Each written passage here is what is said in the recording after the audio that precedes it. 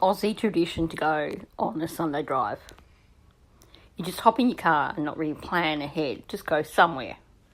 Somewhere where you can do something a little different and perhaps grab a drink or a meal before eventually heading back home again. With this past Sunday being a lovely sunny Sunday in central Victoria, I decided I wanted to go on a Sunday drive. And without having made specific plans, I headed towards Castlemaine. If you've not been to Castlemaine before, it's one of those charming towns tucked away in central Victoria. From Melbourne, it's about an hour and a half's drive up the Calder freeway. Or you can catch a train, which takes roughly 2 hours. There's a large number of gorgeous heritage buildings around Castlemaine, plenty of shops to check out, and for me, one of the highlights is the Castlemaine Mill, which is a bazaar not far from the Castlemaine train station.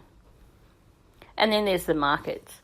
In the warmer months, Castlemaine has a makers market, which operates once a month on a Sunday, which is so worth a visit. Then there's also the farmers market, which operates all year round on the first Sunday of each month. And that's what I'm going to talk about today. So for me, when I think farmers markets, I think produce, people selling plants, fruit and veg, and probably jams. I had no idea of the range and quality of items that could be found at the Castlemaine Farmers Market. I think a more accurate name would be a produce market, and you'll see why when I show you some of the stalls that I found. Now, I will apologise because I haven't showcased the market as well as I would have liked since, due to a technical error, admittedly a human error, my videos that I took at the market ended up being lost. So, yes, you can find fruit, veg, plants at the farmers market, but you can also find meat, produce, jams, pickles, and a number of stalls with high quality alcohol, including locally produced gin and beer. The stalls at this market have a high quality local produce, things that you may wish to add to your own pantry, and a huge selection of products that would certainly make unique gifts for friends and family. Many of the stalls offer samples so that you can try it before you buy, and the things I tried were definitely so delicious. And of course, like any market, there are food vans, so you can grab your lunch there if you like. There's also drink vans, so you can get coffee or cold drinks, whatever you need. For me, because my hands were busy filming, I decided that I would wait and I would go and grab some lunch after I'd been to the market. But I have to say, having found a stall, a donut stall that also makes oliebollen, I definitely have to go back there sometime when I'm not filming, just so I can get some oliebollen. And if you've never had oliebollen, this alone is a good reason to go to the Castlemaine Farmers Market. They're like little mini donut balls coated in icing sugar, and they are just to die for. Now, like I said, for me, because I was wanting to film the market, I didn't grab any food while I was there. I think it would be a great place to have perhaps a central area with tables and benches where people could, if they wanted to, on a sunny day, grab their food and just sit down and have a quick food break before going on and looking at the rest of the market. But most people were more than happy to eat while they stroll. So anyway, for me, I decided to head around to where the mill is. The next driveway after the Castlemaine Mill has a number of boutique shops, and this is where you will find beautiful chocolate, there's a chocolate shop, and the chocolate is made on the premises, so you walk in the door and the smell is just, it hits you straight away. There is a shop called the Shed Shaker, and you will have seen some of their produce on the stalls at the Castlemaine market. They have a lot of boutique beers and things like that. But they also, at their premises, have regular events for people to attend. They have guest authors in there, they have live music, and they have some pretty great drinks as well. Now, the other stores in this area, as well as the chocolate shop, there's an ice cream shop which makes beautiful ice cream. And then there is a cafe that makes really lovely Viennese coffee.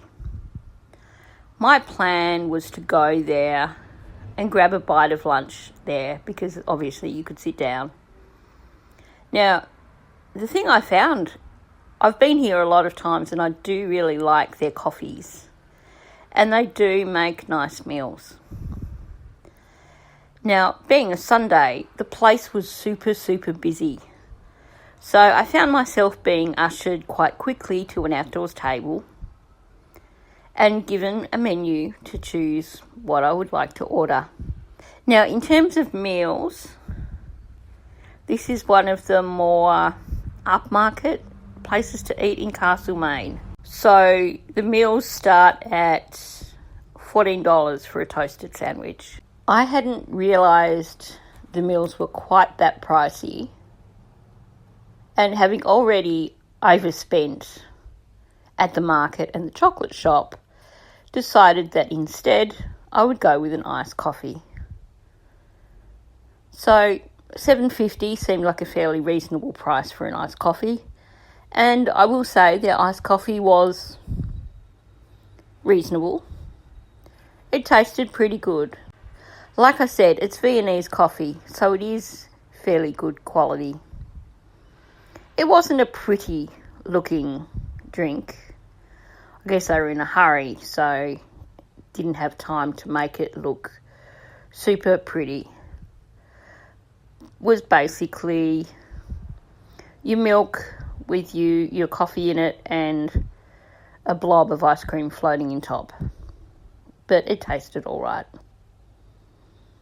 Now, the thing that disappointed me about this coffee place, and I only discovered it after I had left, I paid using Apple Pay. So it's one of these places where you order your food or drink, and then when you've finished, you go inside and you pay before you leave. So I did this. I went inside and I paid and hopped in the car and headed off.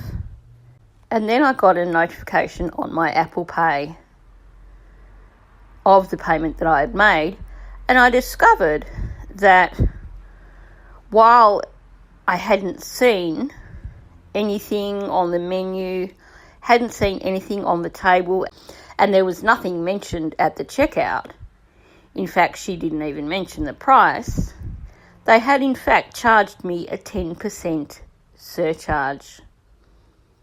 So my $7.50 iced coffee ended up costing me $8.23.